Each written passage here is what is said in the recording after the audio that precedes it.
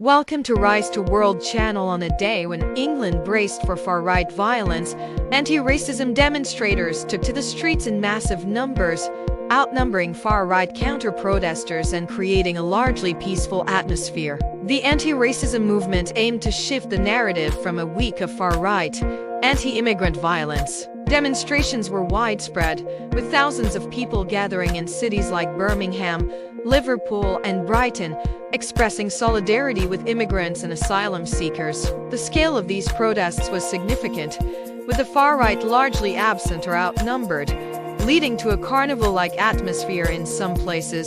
The far-right violence had been escalating over the past week, with attacks on mosques, police vans, and hotels housing asylum seekers. This unrest was fueled by misinformation and amplified by right-wing figures, leading to injuries to police officers and significant damage.